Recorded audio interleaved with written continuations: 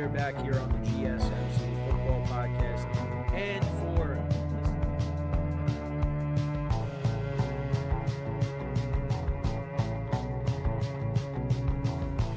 keep yourself in the loop of everything football on the Golden State Media Concepts Football Podcast. The latest news on and off the field, be it college football, Big Ten, SEC, Big 12, Pac-12, ACC to the NFL. We've got you covered. Listen to the Golden State Media Concepts Football Podcast.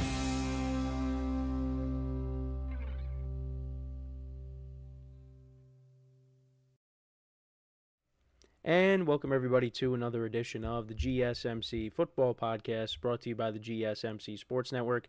As always, I'm your host, Kenneth Grunfelder, and it's great to have you guys here on this Thursday, December 12th. We have a lot to talk about on the show today. Before I get into that, just want to remind you guys, as always, to tip or donate and get your comments recognized. Make sure to hit that super chat button in the chat if you want to see me acknowledge any thought or comment you may have throughout the live broadcast. It makes the show more lively, more entertaining between myself, the host, and you guys, the viewers. We appreciate your guys' viewership each and every day, so any contribution you can make to the show means the world to us as we put out content for you guys each and every day. And also, the other way to help out the show is by going to the link at the bottom of the show segment on the ticker, gsmcpodcast.net.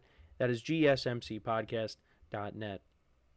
So, let's get into what we are going to discuss for today. So, usually on a Thursday, I open up with the Thursday Night Football matchup. I preview that. Well, that's actually going to be moved to the second part of the show because yesterday it was made official that Bill Belichick was hired by North Carolina to become their next football coach.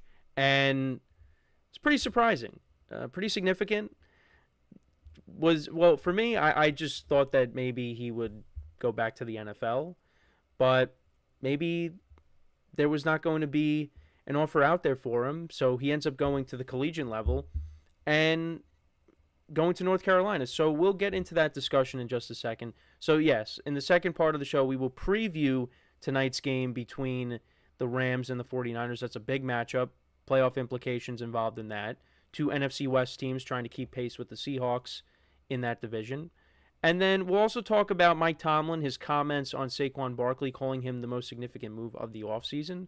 So we'll talk about that, his comments there. Also just talking about some of the other moves, some of the other significant moves of the offseason, and talk about, is Saquon the most significant move, which we'll get into that discussion. Then we'll also talk about the Eagles even more. We'll talk about A.J.Brown and Jalen Hurts, that little situation that's going on there, and whether that should be a big deal or not. I know we talked about it earlier this week. We talked about some comments made by Brandon Graham, but I just wanted to get into that again. And then also talk about Sam Darnold. And, what should the Vikings do at the end of the season? What's going to end up happening? So because you got J.J. McCarthy coming back next year, how is that situation going to play out? So let's get into the first topic, which is talking about Bill Belichick and his next endeavor, and that is becoming the head coach of UNC. And again, it's a very interesting move because I all along thought that I always thought he was going to be back in the NFL. Now, I might have been in the minority. I just thought that a team would give him a chance to coach at that level, and maybe that wasn't the case. Maybe there wasn't anything that was that intriguing, or maybe there just wasn't going to be a team that was going to give him that chance. And now he's going below the NFL. He's going back to, not going back to college. He's going to college. He's never had a college job. This marks his first job at the collegiate level. So he agreed to a 5-year deal, pending approval. Mac Brown, the outgoing coach, earned $5 million annually in the same position. So it is interesting. And, Bill Belichick, of course, this is huge just because he's arguably the greatest head coach of all time. 6 Super Bowl championships, 3 AP NFL Coach of the Year awards. He has the most Super Bowl appearances, playoff wins, and division championships. Total 49 years of coaching in the NFL. And he has a total of 330 wins, which is 14 short of Don Shula's all-time record, which many people looked at that and said, he wants to try to break that, but maybe he's not going to. And again, this is a new endeavor for him. And obviously, the college game has changed with all the NIL deals and things like that. And how is he going to handle, the recruitment process, transfer portal, all of that? It's going to be something to pay attention to. That makes North Carolina, something, a team to keep an eye on next year. And it's not like he went to Alabama. It's not like he went to an SEC school like Alabama or, the Big Ten or, no, he went to an ACC team in North Carolina where they are a basketball school. You would associate them more with the basketball school. Now, Drake May is playing for his former team, the Patriots, and that's where Drake May went. So, maybe Belichick puts the football program, back on the map and, they become a successful team with him. So it's going to be interesting how that all unfolds. But it was kind of funny because I did see, the clip of, Tom Brady, Julian Edelman, and Rob Gronkowski talking about it on Fox because they were asked about it.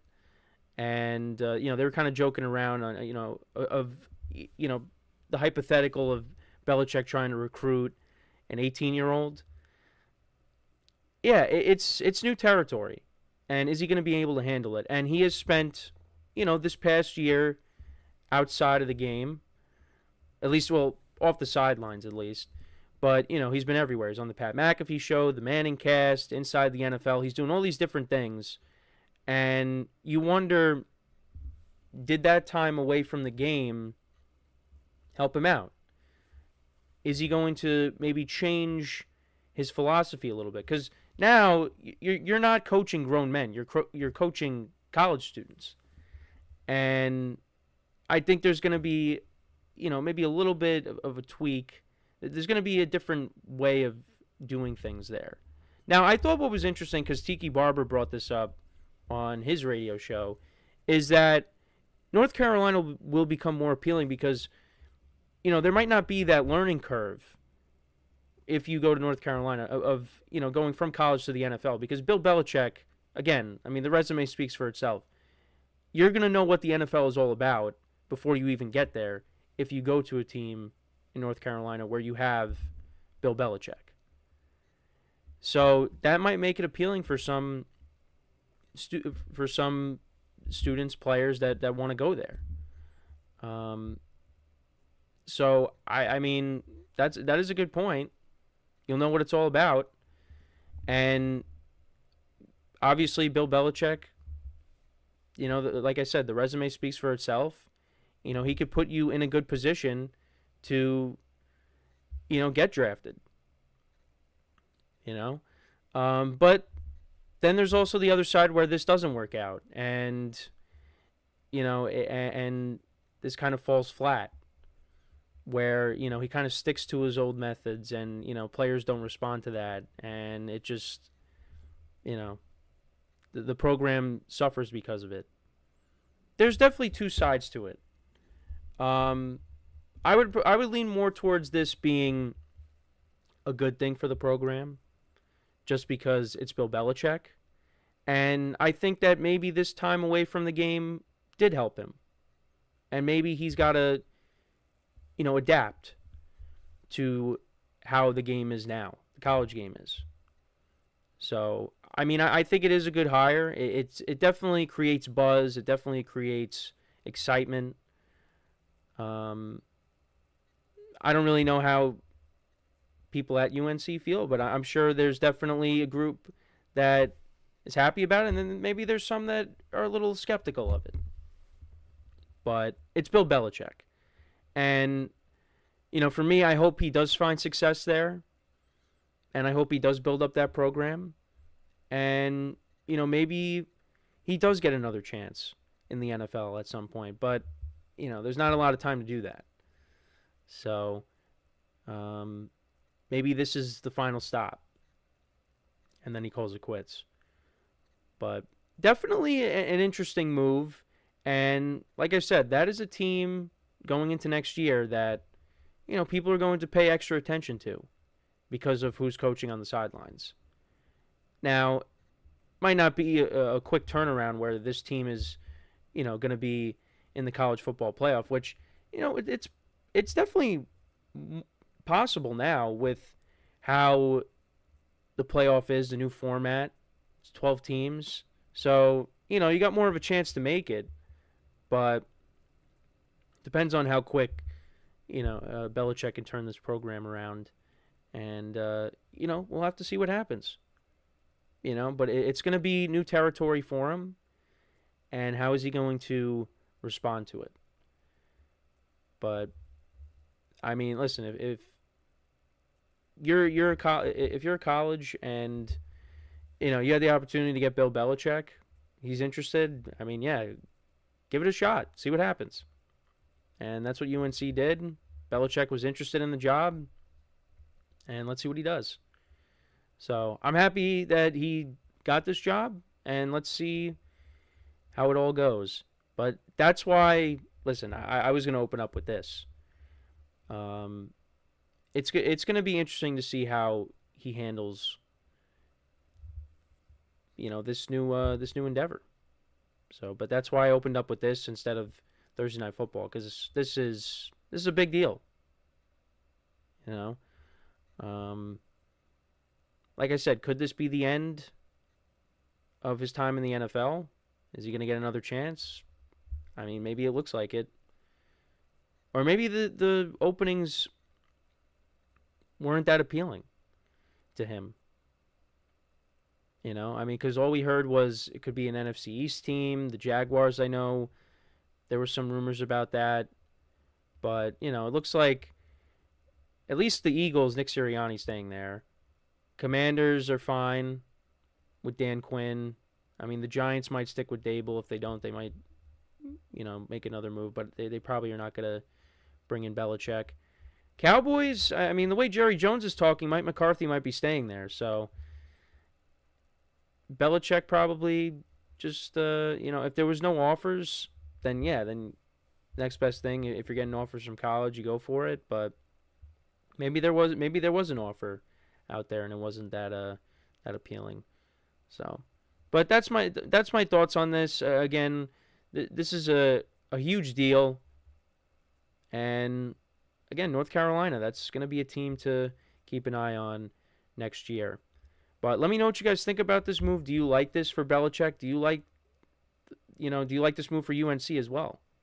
Let me know in the comments. So we are going to take our first break of the show now. When we come back, we will talk about the Thursday night game. We'll preview that between the 49ers and the Rams. So make sure to stick around, and we'll be right back here on the GSMC Football Podcast.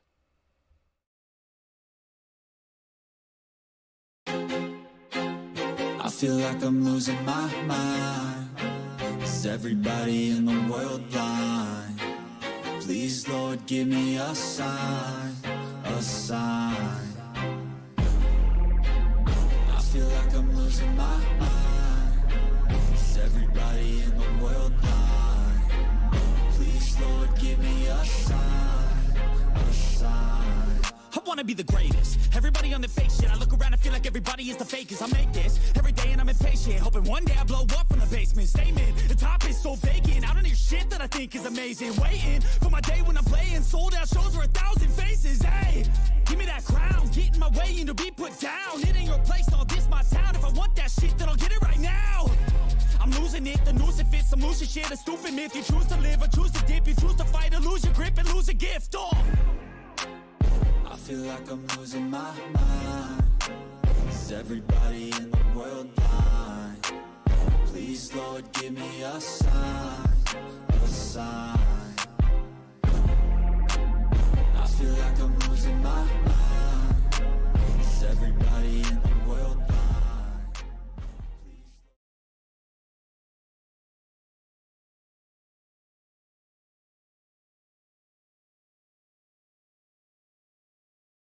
All right, and we are back here on the GSMC Football Podcast. And for the second part of the show, we're going to now get into talking about the 49ers-Rams game for tonight. It's a big NFC West matchup, playoff implications, both teams trying to keep pace with the Seahawks for first place in the division. And, Yeah, the 49ers are going to be shorthanded going in. I don't believe Isaac Guerendo is going to play, and he's coming off of a solid performance against the Bears on Sunday. And, the Rams are coming off of that huge win over the Bills, 44-42. That offense is rolling. And like I said, the 49ers are banged up coming into this game. I don't think Nick Bosa is going to play. He's still dealing with the hip oblique injury. But I mean, the Niners defense was all over Caleb Williams. Now, these two teams met way back in week 3. And the 49ers had no Deebo Samuel, they had no George Kittle, they had no Christian McCaffrey. And the Rams were missing Cooper Kupp and Puka Nacua. And the Rams found a way to win the game. The 49ers, they had a 10-point lead, and, they ended up losing that. And the Rams ended up winning on a game-winning field goal. Or a go-ahead field goal, because then the Niners had a chance. They did a bunch of laterals, but the game ended up ending with the Rams winning 27-24. And, that was a gutsy win for them at the time.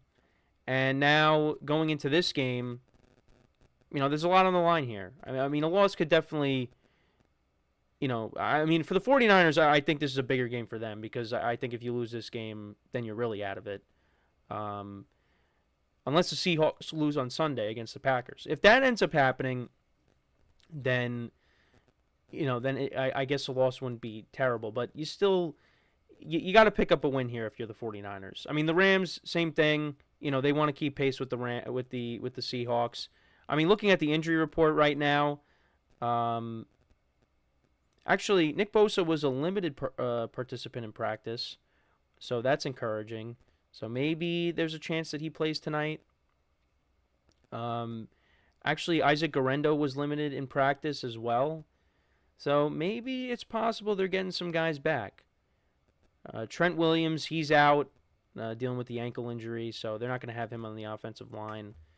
But the 49ers had a good bounce-back game last week. And, they're hoping that could spark them and kind of get them going again. Because, I mean, they got embarrassed the last 2 weeks against the Packers and the Bills. Nothing really went right for them. Brock Purdy missed one game, and then, against the Bills, it was in that snowstorm, and it was a mess of a game. And you also have Deebo Samuel talking about how, on social media, he's not really involved in the game plan, not really getting the ball.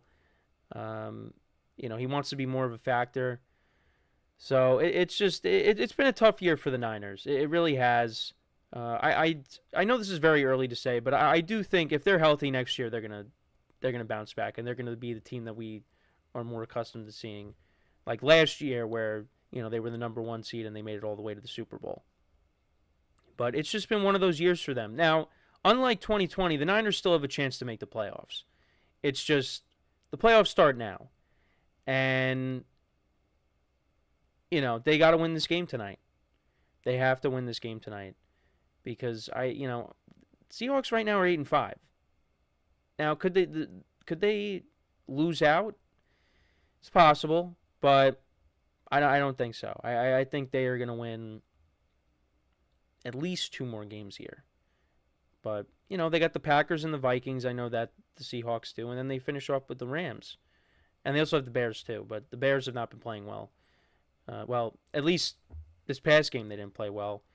Caleb Williams threw a couple of touchdown passes in the second half. But it's more of the same with them. They don't do anything in the first half. The second half, then they wake up. But the game was way out of reach. So, yeah, we'll see if Guerendo plays tonight. We'll see if Nick Bosa plays tonight. That would be huge to get Bosa back for this game. They're still missing Trey Greenlaw. They're hoping to maybe at some point get him back.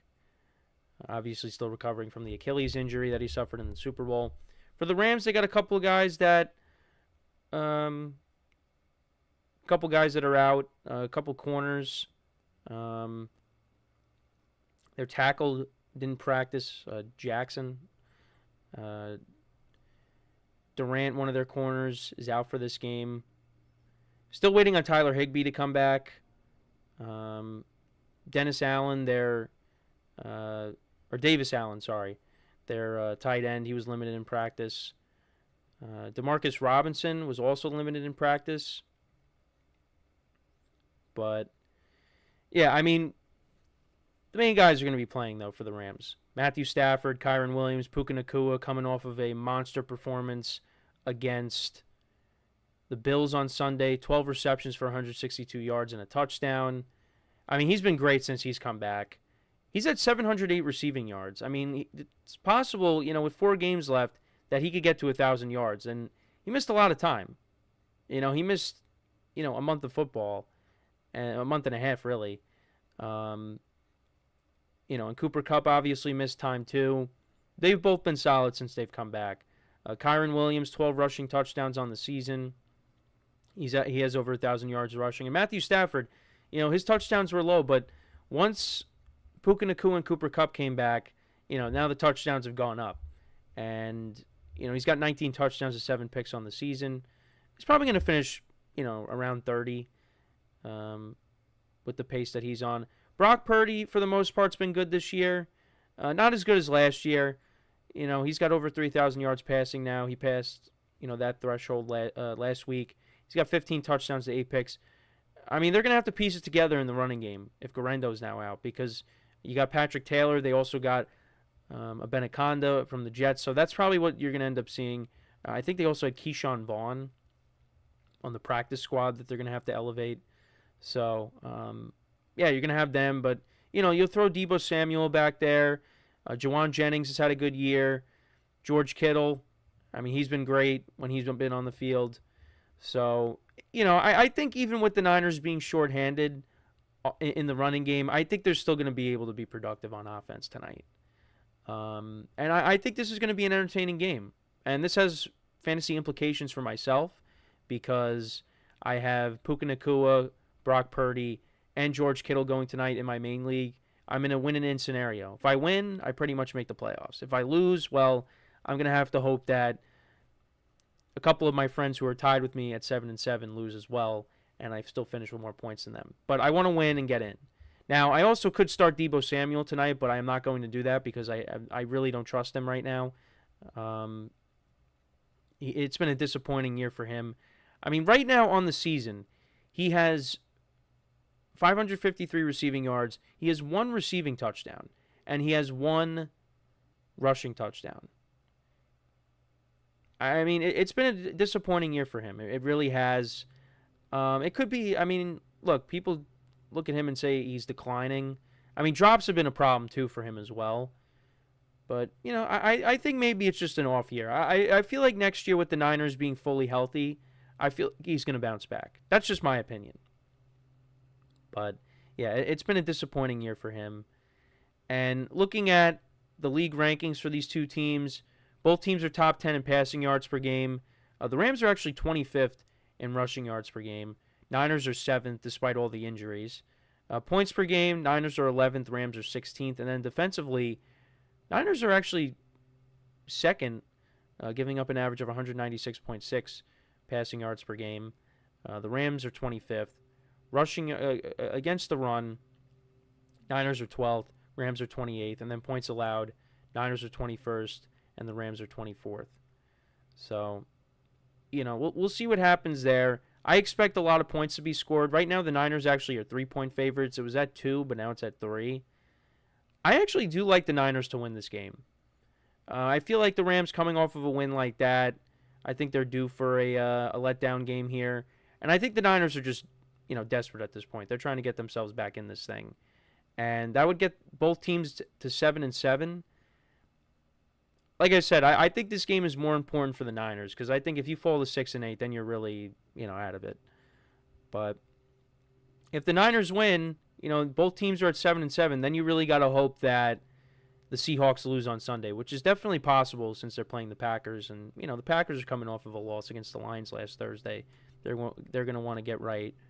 So, but I actually will take it's definitely risky. Because the Rams have been playing so well and, the Niners are shorthanded. But, I think the Niners are going to try to get even with the Rams too. I mean, I had that same logic last week with the Packers and the Lions, and now I was almost correct, but fell a little bit short there. But I think with the with the 49ers being at home though, as well, I like them to get even with the Rams here. I'm going to try that same logic. I think both quarterbacks will play well. I think it'll be a highly competitive game. I think there'll be a lot of points scored. The over-under in this game is 48. Yeah, I think that's around the number that you're going to get. But I like the Niners to win. Now, I did pick them in my spread pool, and the spread was 2.5. So I do like them to cover it. It could be a 3-point game, but I think I'm going to take take the Niners to cover the 2.5 there. I'll say they win. I'm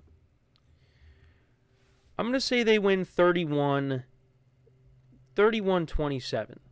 We'll say that's the score there. But we'll see. It's going to be a very tough game for both sides. But yeah, I expect a lot of points to be scored tonight. The Niners defense is going to have their hands full with that Rams offense. So we'll see how it goes. But like I said, I expect a lot of points to be scored tonight. But let me know what you guys think about this game. Who do you have winning? Let me know in the comments. So before we go to break, just want to remind you guys once again to tip or donate, get your comments recognized. Make sure to hit that super chat button in the chat if you want to see me acknowledge any thought or comment you may have throughout the live broadcast. Makes the show more lively, more entertaining between myself, the host, and you guys, the viewers. We appreciate you guys' viewership each and every day, so any contribution you can make to the show means the world to us as we put out content for you guys each and every day. And also, the other way to help out the show is by going to the link at the bottom of the show segment on the ticker, GSMCpodcast.net. That is GSMCpodcast.net. So when we come back from our next break, we will talk about Mike Tomlin and his comments on Saquon Barkley, calling Saquon Barkley the most significant NFL acquisition from this past offseason. So we'll talk about that. We'll also talk about some of the other significant acquisitions from this offseason and who's the best. And, I mean, I guess at this point it's kind of a no-brainer, but we'll still get into that discussion. So with that being said, stick around, and we'll be right back here on the GSMC Football Podcast. Looking for your daily fix of sports talk without having to pay for it? GSMC Sports Network is available on YouTube. Just search GSMC Sports Network. Get your fix of daily sports talk shows on YouTube, absolutely free. NFL, college football, NBA, MLB, MMA, UFC, fantasy football, and so much more. GSMC Sports Network has shows running all day long, with new sports shows starting every 2 hours. Just like on your favorite cable sports channel, except GSMC Sports Network is absolutely free. Just search GSMC Sports Network on YouTube to catch one of your new favorite shows, like the GSMC College Football Podcast, Chip Shot Football Podcast, Hoops and Heels Women's Sports Podcast, GSMC Basketball Podcast, and so many more. Check it out for yourself. GSMC Sports Network, now available on YouTube absolutely free. Search GSMC Sports Network on YouTube right now.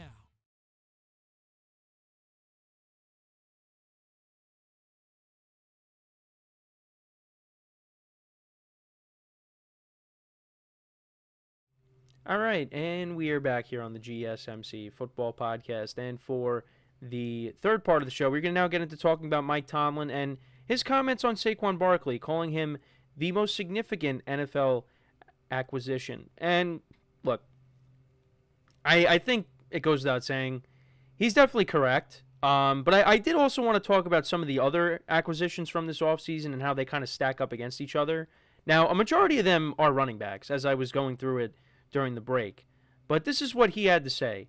I wanted to get into Tomlin's comments here. And, well, first of all, he called this matchup with the Eagles the Pennsylvania State Championship. And some of his other comments, this is on Saquon Barkley. Like I said, and like the segment title says, calling him the most significant acquisition in the NFL in 2024. That's what the tape looks like. He's been dominant, eye-opening at times, obviously highlight reel caliber plays, long runs, touchdowns, etc. It starts there for us. If you can't minimize him in some way, you're not even going to position yourself to have a chance to be successful.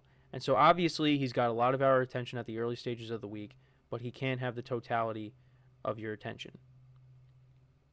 And yeah, and then he talks about Jalen Hurts as well.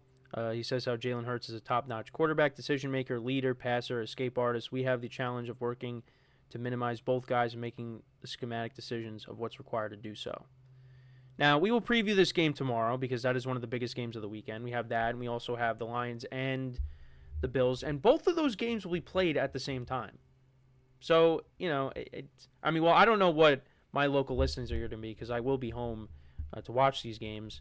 But, I mean, my focus is going to be primarily on Lions-Bills because that could be the game of the year. But the game that we got with the Steelers and the Eagles, that also is enticing as well because both teams are playing really good football. And all the teams that I just mentioned, those four are in my top 5, minus the Chiefs. So, yeah, no, it's going to be a good football weekend. We got some good games on the slate. So, what I wanted to get into, though, is kind of talking about what he said about Saquon being the most significant NFL acquisition. Yeah, I think I would agree with that. But I wanted to talk about some of the other NFL acquisitions and how they, stack up. And like I said, a lot of them are running backs. And one of them is a team that plays in the Steelers division, and that's the Ravens, signing Derrick Henry. That is a significant acquisition. Derrick Henry has been awesome this year. Now, Saquon, I think, at this point has had the better year. But, I think at the beginning of the year, it kind of tilted in Derrick Henry's favor of which was the better acquisition. But now, the way things are, it's, you lean towards Saquon. But both were incredible acquisitions. Derrick Henry, he hasn't scored a touchdown in a couple of weeks. But, and also the Ravens were on their bye. But, before, he was scoring a touchdown every single week. It was automatic.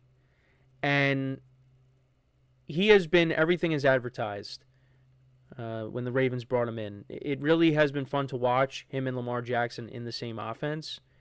And definitely does give opposing defenses fits. And we'll see, how the playoffs unfold when they get there. But, yeah, that was something that, was a match made in heaven, was the Ravens and Derrick Henry. He's been awesome. And then you look at some of the other running back acquisitions as well. Josh Jacobs to the Packers. He's been awesome. He's been a touchdown machine as of late, too. Joe Mixon with the Texans. He was injured this year, got hurt in week 2, but when he's played, he's been a difference maker on that offense. Although the Texans have been disappointing this year, C.J. Stroud's kind of taken a step back. But Joe Mixon, he's had a bounce back season. Last year he was good too, but this year, he's a top running back right now, the way he's playing. And had this player not gotten hurt, you could also put him in the conversation too. Stephon Diggs. Stephon Diggs was having a good year before he got hurt with the Texans. Now, again, I'm not saying, the guys that I'm mentioning, Saquon Barkley's number 1, but, I'm just mentioning some of the other guys as well. And maybe this would be a top 5 list at the end of the year. Stay tuned for that because we're going to have to get creative when we get to the off season. How to fill up some spots here. So, yeah, a couple of acquisitions by the Texans. Unfortunately, Diggs got hurt. And, I think had he not gotten hurt, maybe C.J. Stroud wouldn't be struggling as much. I don't know. That's just me. Because, he was missing him. He was missing Nico Collins. At least you got Nico Collins back. But if you had all 3 wide receivers with them 2 and Tank Dell, that would, we really didn't get to see that much of it. So, but yeah, a couple of Texans, and even the Vikings. Look at the Vikings. We're going to talk about one of them later in the show, but Sam Darnold, that acquisition of Sam Darnold. What would have happened if, the Vikings didn't bring in Sam Darnold and, J.J. McCarthy gets hurt and you're stuck with Nick Mullins for the whole year? Are the Vikings 11-2? Probably not. Probably not. So, you got to take a look at that. Also getting Aaron Jones as well. Aaron Jones has had a good year. But Sam Darnold, he has had a great season, a career best. And I don't want to talk too much about it because we want to, save that for later in the show. You could also look at Well, actually, before I move to the defensive side of the ball, look at Mike Tomlin's own team. The 2 quarterbacks that he brought in. Russell Wilson has been a surprise since he stepped into the starting quarterback role. He has played some good football. Now, I'm not saying he looks like the Russ from Seattle, but definitely looks better than how he looked in Denver. And I didn't really think that was going to be the case. I thought we were going to kind of see more of that version of Russ. But, I mean, last year he was okay. But this year he's definitely been better than 2024 Russ.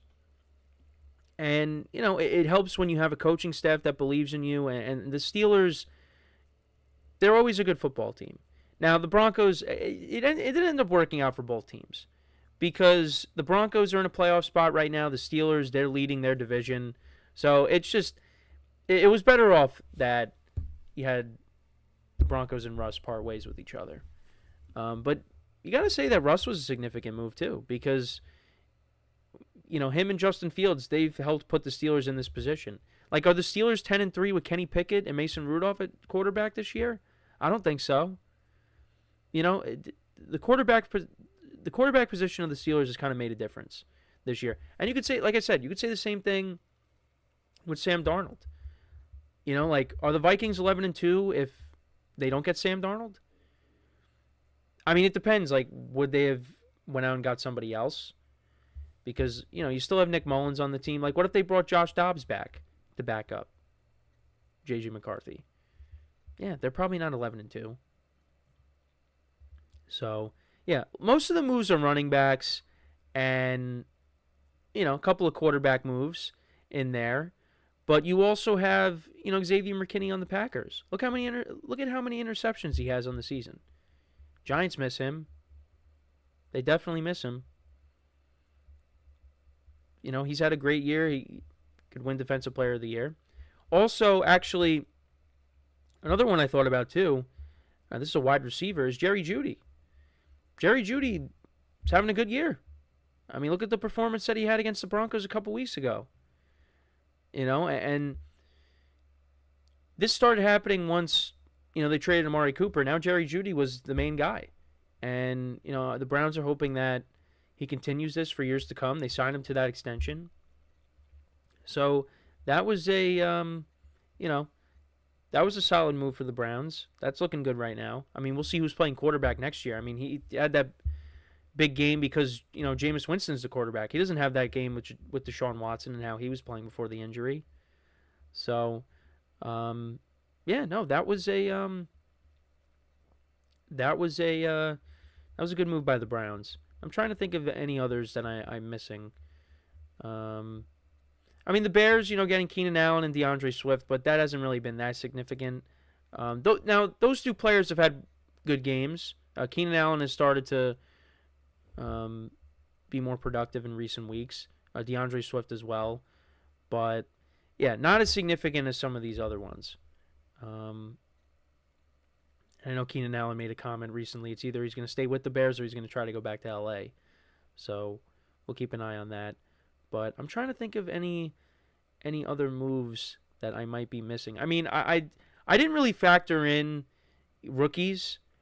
I mean, because, you know, they did acquire, teams acquired rookies in the offseason. I mean, you know, the rookie quarterbacks, Jane Daniels.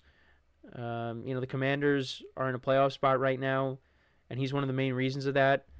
I didn't expect the Commanders to be in this spot at this point, but, you know, he's made a difference. But that's pretty much it, though. I pretty much ran through all of them. But Saquon Barkley is at the top. Now, I'm going to maybe do a list of the top acquisitions from the offseason. Most of them are going to be running backs, but, you know, I did mention, you know, Russell Wilson and Sam Darnold, and they're pretty significant because I think, you know, if you don't have those two guys, if you're the Steelers and the Vikings, and you kind of run it back with what you had last year, or maybe if you do something else, maybe you're not in the position you're in right now. Now, it's funny how, you know, the Steelers are leading their division at 10-3. The Vikings have a better record than them, but they're a wild card team. And that's how good the NFC North is. That's a credit to that division.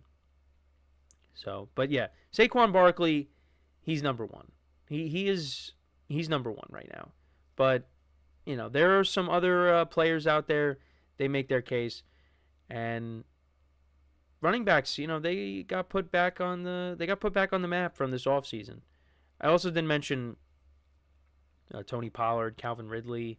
They also, from going to the Titans, but Ridley hasn't been great this year, but that's also because the quarterback position hasn't been great over in Tennessee. Tony Pollard's actually had a decent year for the Titans, but that's pretty much all the main offseason acquisitions.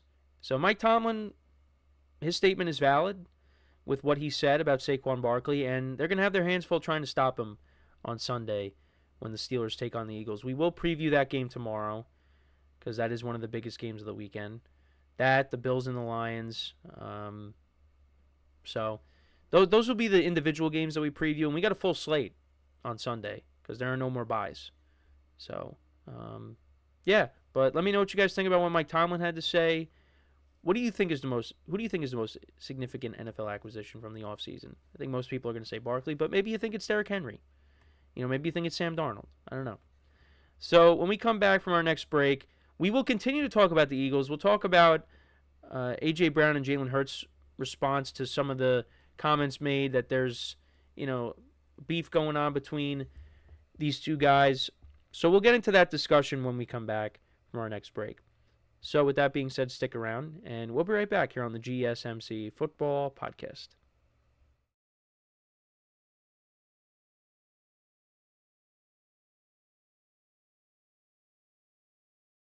For the best and latest podcasts available anywhere, go to the podcast app on your cell phone and type in GSMC to access free content-rich podcasts on health and wellness, book reviews, sports, entertainment, relationships, social media, movies, technology, finance, and even weird news. Subscribe and download the GSMC Podcast Network's family of shows, available everywhere podcasts are found.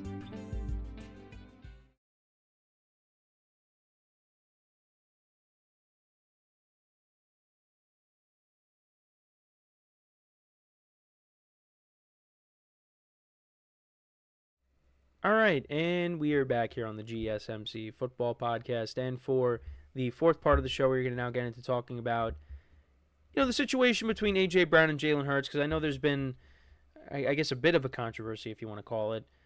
A.J. Brown with his post-game comments after the win against the Panthers, and then you also had Brandon Graham speaking on the matter and saying that they might not be, when talking about Jalen Hurts and A.J. Brown, they might not be friends anymore. And then he kind of walked back his comments. So this is what both players had to say. Now, Jalen Hurts did say that they're both good. A.J. Brown said Brandon Graham was just, he was saying BG was just being BG. He's emotional. In that case, he just misspoke. Me and Jalen are good, so it's BG. Everybody loves BG. He's speaking from the heart. He's speaking from his perception from the outside. Hurts also said on the matter, ultimately, he's a guy that's a competitor. He wants to win. He damn sure wants the ball, and he wants to make an impact in the game, and I respect that. That's just like all of us. And, also in this article where, it has these two quotes, it talks about how Lane Johnson described their offense as constipated earlier this season. But also they highlight Jalen Hurts' numbers since Week 6. He has 12 touchdowns to 1 interception, averaging a passer rating of 113.7, and accounting for 23 offensive touchdowns over that span. Now, a lot of that comes from the tush push, but also it talks about how Hurts is averaging just 8.7 passing yards per attempt and 200.2 passing yards per game in 2024, ranking 27th among 30 quarterbacks with 8 or more starts this season. And that total is even lower than 205.5 passing yards Hurts has averaged in Philadelphia's 11 wins this season. So, yeah, I mean, look, I did bring this up.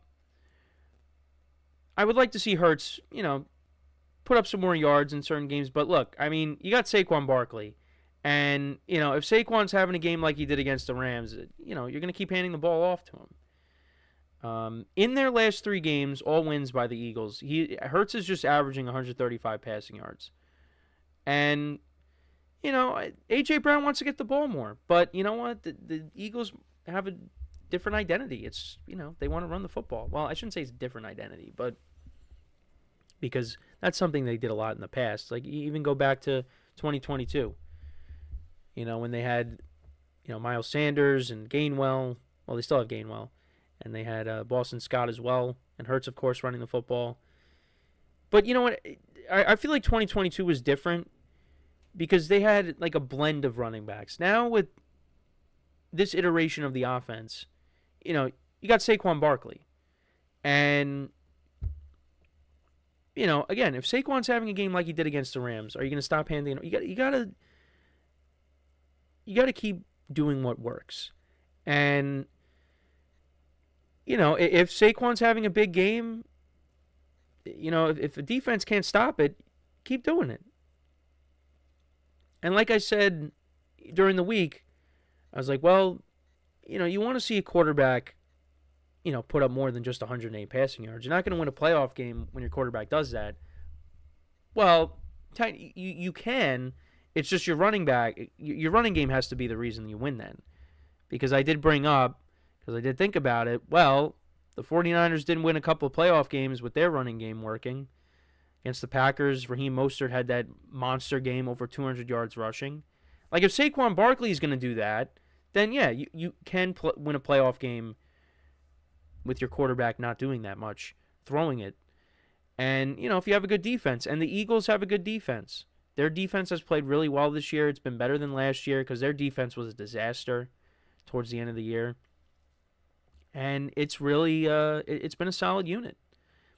And, that could be the recipe to success for the Eagles is running the football and playing good defense. And if they could do that, I mean, they're a dangerous team. Regardless, they're a dangerous team. Because if Hurts has to air it out more, you got A.J. Brown and you got Devontae Smith. You got 2 number 1 receivers in that offense. And, they're dangerous. But it worries me, though, if it gets to that point. Because if you have to get into a shootout with the team where your defense is not getting stops and, Saquon's not running the football effectively, is Jalen Hurts going to step up and deliver? And that's something that we'll have to keep an eye on when we get to the playoffs. But when it comes to the situation, yeah, I mean, it's a receiver that wants to get the ball more. I don't want to sit here and pretend like, I know what's going on. I mean, yeah, maybe it's just frustration. I mean, I'm not going to sit here and be like Brandon Graham and say, oh, yeah, they're no longer friends. Because you don't know. You don't know what's going on. But I do think there's at least a little bit of something going on. I think it's, like I said, I think it's as simple as it's a receiver that wants the ball more. And I think, the Eagles are going to do the best they can to make sure that happens. But, like I said, they love to run the football. And they're going to continue to do that. And that's what makes the Eagles a very dangerous team. Saquon Barkley adds that dimension to that offense that maybe they didn't have even when they went to the Super Bowl a couple years ago. Because, yeah, like, you ran the football well, but you don't have a dynamic playmaker like Saquon. You didn't have Saquon Barkley. Now you do. So, yeah, it's going to be interesting to see how, this continues to play out. But, look, the Eagles are still winning games. Now, I think if they were losing games and this was happening, this would be more of a problem. But because they're winning games, I don't think there's really anything to worry about. But if you start losing, then, maybe things, and A.J. Brown doesn't get the ball, then things could maybe start to unravel. Because last year, I mean, after that loss to the 49ers, I mean, everything just unraveled. The whole team unraveled. And then they went to the playoffs, and the defense just, it was some of the worst tackling I've ever seen in a game. And it was a playoff game. So, yeah, I mean, the Eagles are still winning games. A.J. Brown is going to have some big games down the stretch here. And, he got banged up this year. He missed some time. It's kind of been a frustrating year. But he's going to have big games. The Eagles are going to need him. They're going to need him and Devontae Smith. And, especially, they need him even more now because, they did lose Dallas Goedert for a little bit. Hopefully get him back by the playoffs. So, they're both very important parts to this offense. And, Jalen Hurts has definitely played better than last year. Limiting the turnovers has been a big deal because that was a problem last year. But, yeah, now it's all right. Let's see what happens when you get into a game where you got to keep up with that offense.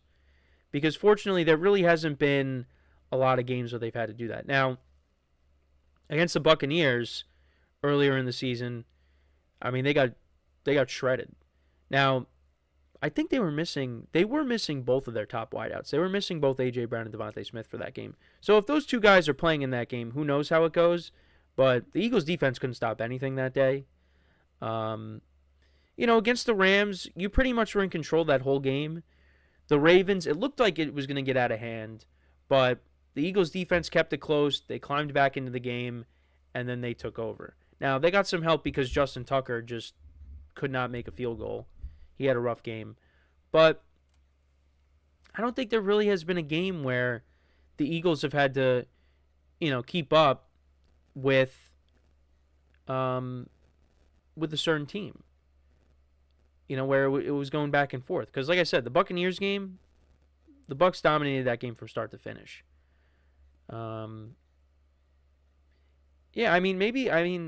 Actually, no. The Packers game. Packers game week 1, that was a good example. They were able to, keep up, and they went back. That game went back and forth, so you could say that. And the Packers are going to be a playoff team. So, but, and you could also say, well, they were playing in Brazil. It was a neutral field, but I don't know. I would give them that. I would definitely give them that. The Bengals, that game kind of went back and forth for a little bit, but then the Eagles kind of took over that game. So I guess really the Packers game is the only one you could say where, they kept up with that offense, and they ultimately won that game. That was also a very sloppy game because Jordan Love had a pick in that game. I think there was also, I'm looking at the box score right now, there was also a fumble in that game by Jordan Love. Jalen Hurts had 2 turnovers in the game as well. Actually, no, he had 3 turnovers in the game. So, yeah, but the Eagles, they still won. So, and they have not lost a game. Speaking of, they have not lost a game since that last day, that second to last day of September against the Buccaneers in Week 4. They have not lost a game. So it's been impressive the run that they've gone on. And, defeating the Rams and the Ravens back-to-back weeks, Commanders the week before that, who are going to be a playoff team. This is a very good football team. And now we'll see what they do against the Steelers. The Steelers, I don't think that's going to be a team that, you're going to have to keep up with. I think with the Eagles' defense, they're going to keep that game close. And, it might come down to a game-winning field goal. So, yeah, again, back to the situation, though. Like I said, I don't think it's significant. I think it's just you got a receiver that wants to contribute more. And I think he's going to have some big games as we go towards the postseason. From now to the postseason, A.J. Brown is going to have a big game. And, he is going to contribute. But, in some of these wins, yeah, you might not get the ball as much. So, but I did say it a bunch of times on one of the previous shows this week. The passing game does have to be better. Because it's going to need to be, especially when you get to the playoffs. So, we'll see what happens, but that's my that's my thoughts on it. Again, I don't think this is a huge deal. I mean, how many times have we seen this? A receiver not happy about, the offense. I mean, it happens so many times. But they want to contribute. And I get that. You don't want to... I mean, it's not like A.J. Brown has 1 catch for 6 yards. I mean, he has had a game like that, but, he still gets, a few catches, but, wants to be more involved, and I understand that. So, we'll see what happens, though, when they play against the Steelers, how that game goes. I think the last time they played the Steelers, let's go back, because the Bills did play the Steelers a couple years ago. That was with Kenny Pickett at quarterback, and the Eagles won by a lot. So the final score of that game was 35-13. So let's see how many yards, touchdowns did A.J.Brown have in that game. All right, so you ready for this? Against the Steelers a couple years ago, A.J. Brown had 6 receptions for 156 yards and 3 touchdowns. That's what he did against the Steelers. And, most of those players on defense of the Steelers are still there. So, they remember that game.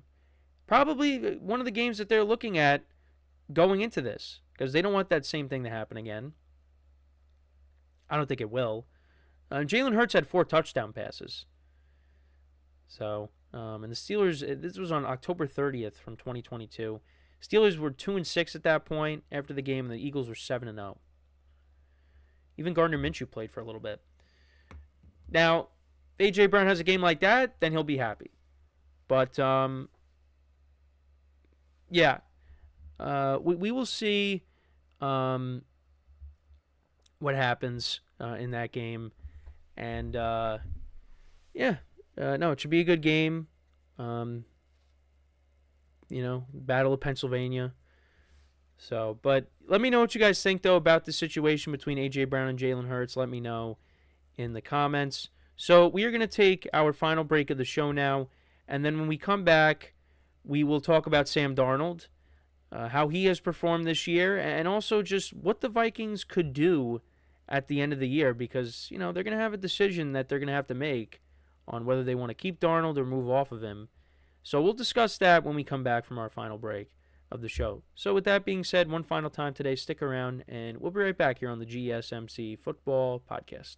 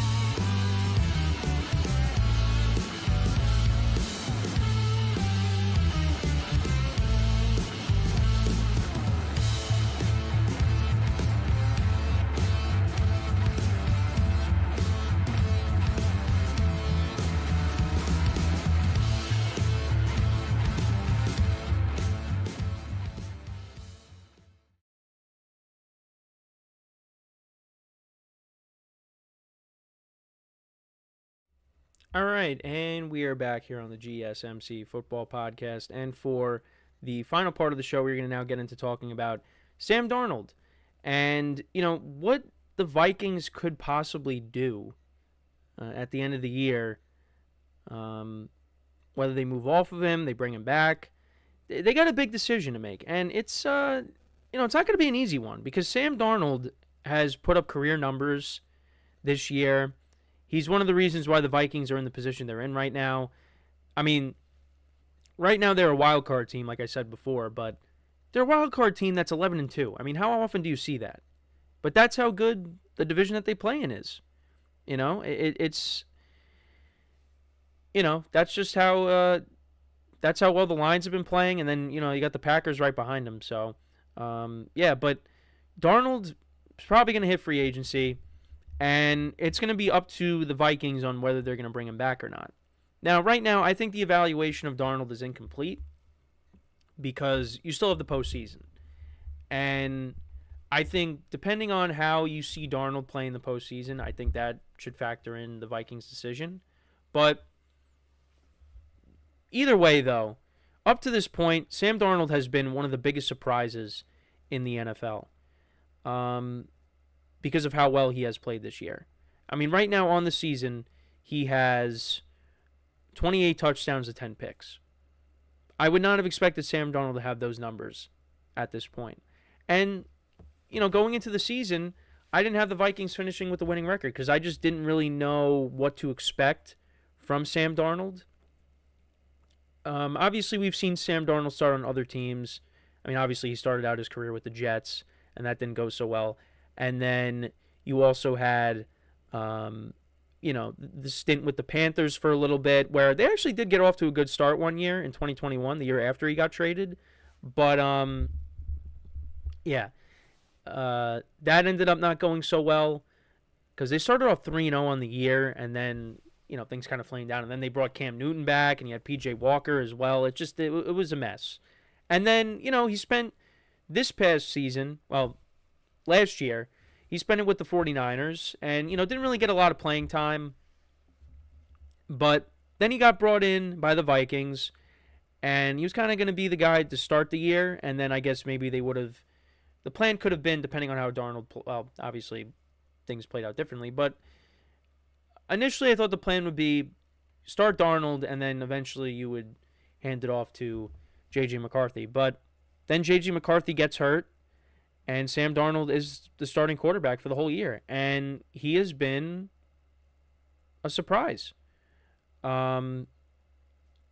He's averaging 253.8 passing yards per game. His completion percentage is 68.4. He leads the NFL with 11 games of 100-plus passer rating, a rare feat since 1950. He's consistent under pressure. So he has 130.3 passer rating in Week 13 under pressure, and then he had a 141.4 passer rating in Week 14. It's improved dramatically compared to Weeks 1 through 12, where under pressure, his passer rating was 80.1. And there were some weeks where Darnold did struggle a little bit. Struggled in that win against the Jaguars. There were a couple games where they ended up losing. He did play well against the Lions. He did have I think he had a couple of turnovers in the game against the Lions.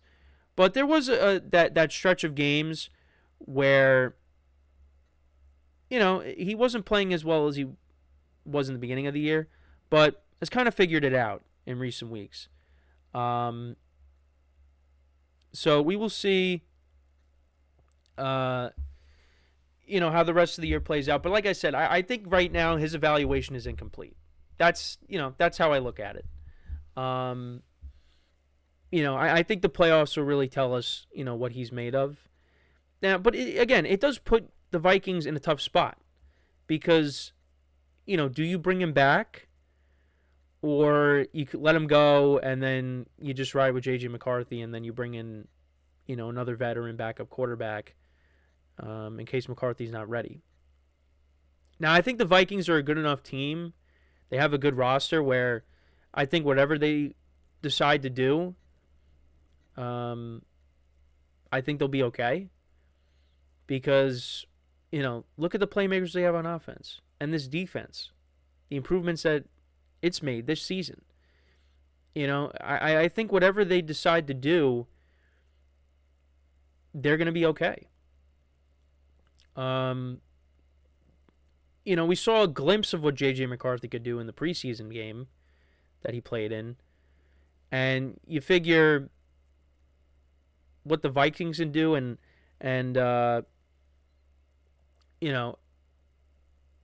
how they have a history of, having quarterbacks step in and play well. I mean, even before Kevin O'Connell, you go back to 2017 with Case Keenum at quarterback. And then they bring in Kirk Cousins. And Kirk Cousins was good for the Vikings. Kirk Cousins is better than Case Keenum, but still. And then, even Nick Mullins, look, turns the ball over, but there were some games where he threw for a ton of yards. The Vikings have, it's a credit to the roster, though. I mean, Nick Mullins didn't really win a lot of games for them. But I'm just saying, though, like, even Josh Dobbs for a little bit last year. You know, like, the Vikings have a good system. Now, Nick Mullins and Josh Dobbs, you know, they're not going to succeed for a full season. But, you know, Josh Dobbs for a few stretch of games, for a few games at least, you know, was playing well. And you thought that, you know, after Kirk Cousins got hurt, they brought in Josh Dobbs, and the way he was playing, you thought maybe the Vikings were still going to make the playoffs, but they ended up not doing that. But then Sam Darnold stepped in this year, and throughout this whole year, for the most part, he has been playing at an MVP level. Now, he's not going to win it, but he has played really well. But should he be the starter going forward, and should they trade J.J. McCarthy? Or do they let Darnold go entirely and give J.J. McCarthy the keys next year? It's definitely a tough call. It's definitely a tough call. Now, Darnold is going to command a big contract. And, you know, if you're the Vikings, are you going to want to give him that? Or are you going to say, well, we still got J.J. McCarthy, who's going into his second year, not making that much money. We're going to opt to that and then bring in another quarterback that's cheaper. I think it really all depends on how these final stretch of games go along with the postseason. Because, I mean, what happens if Sam Darnold takes the Vikings on a magic carpet ride all the way to the Super Bowl and, you know, maybe they lose to the Chiefs or something? I mean, I some people probably cringe at that because they don't want to see the Chiefs in the Super Bowl. But what if the Vikings get to the Super Bowl, Darnold plays well, and they lose? And then next year, they're like, all right, we're going to go with J.J. McCarthy. I don't know if the fans would want to do that. I don't know. I don't know if that is what... I don't know if people would be happy with that. And it would be hard to move off of him if he got you all the way to the Super Bowl. It's tough. It's really a tough call. Because, yeah, I mean, Darnold's played great this year. But what happens if you give him that contract and then next year it's a complete flop? Now, I don't think it would be a complete flop just because, again, the Vikings have a good roster. But it is a really tough call. And if you let him go, you don't give him that big contract, then you save money. But you don't know what J.J. McCarthy's going to be like. Like I said before, we saw a glimpse of what he could do in the preseason, but it's the preseason. And now he's coming off of an injury. And are the Vikings going to feel confident enough that he's ready to go for next season? I mean, yeah, he probably is, but... Or do you want to give him some more time to develop? These are questions that will be answered at some point. Right now, I mean, I guess because there's a little bit of uncertainty if Darnold could repeat this, that maybe you let him walk, you bring in another veteran quarterback, and then, you know, you roll with J.J. McCarthy when he's ready because that's who you drafted. That's, you know, your investment. Or it could be another scenario like it's with the Falcons where, you know, you have your future quarterback waiting, but for the time being, you got the veteran starting. You know, because that's what, I mean, the future might be sooner rather than later when it comes to the Falcons, the way Kirk Cousins has been playing as of late. But the Vikings should also opt to do that. Maybe they work things out with Darnold at the end of the year. They give him another contract, a team-friendly contract. And, you know, he plays out that contract, and then you go to J.J. McCarthy. You give him more time to develop. But Sam Darnold going to want to do that? Sam Darnold's going to want to get paid. But the other thing, too, is Sam Darnold goes to another team. Is he going to be successful with that team? Depending on what situation it is. Because if he goes to a team that's not as good of a situation as the Vikings, his numbers are going to go down. Again, look at how he played in Carolina. Did have a good start, but then it didn't work out after that. You know, why do you think Sam Darnold has succeeded this year? I mean, give him credit. He's played really well. But the offense that he's in right now, the system that he is in right now, is one of the main reasons why he's successful. And it's got to go hand in hand. The system has to work and the player also has to work. And it's gone hand in hand. Darnold's played well because of the system. But also, you got to play well too. You got to also, hold up your end, and he has done that. He is one. You could say, yeah, it's a system, but also, I think, like I said, you have Nick Mullins starting. The Vikings are not 11-2. So, yeah, I mean, if Darnold went to another team, depending on what team that is, like if Sam Darnold is starting on the Giants next year, Sam Darnold is not putting up these numbers. He's not. He goes to the Raiders. He's not either. He's doing this because of the situation he's in. So I think that's also something that he's got to have to think about too. Like if the Vikings are interested in bringing him back, he's also got to say, look, I want to get paid, but this is a great situation for me in my career. I think you got to stick around. So there's a lot of different things with this. Like I said, I think if the Vikings want to, save money, then maybe you let Darnold go and then you bring in a veteran quarterback that's cheaper and, you hope J.J. McCarthy's ready for next year. Or, you know what, maybe Darnold thinks to himself, okay, look, I did better when I did my best when I was here. I'm going to want to stay here. They work out a contract. They let him be the starter going forward. And then I guess at some point maybe they hand it off to J.J. McCarthy. But it's a very tough decision. So we'll see what happens. But let me know what you guys think. What do you think the Vikings will do? Do you think that Darnold will end up leaving, going somewhere else? Or do you think the Vikings will end up bringing him back? But again, right now it's incomplete. Let's see how Darnold does down the stretch here. He has played really well these last 2 games. And, let's see how he does in the playoffs. Because we will get to see that. We'll get to see Sam Darnold in the playoffs for the first time. So, technically the second time because he was with the Niners last year. But still. So that is pretty much it for the show for today. Thank you guys for tuning in. Make sure to check out all the other shows as well. Make sure to leave a like, comment, and subscribe to the video. And until next time, I'm Kenneth Grunfelder signing off from the GSMC Football Podcast brought to you by the GSMC Sports Network. Have a good day. Enjoy the game tonight, and I will talk to you guys tomorrow. Take care.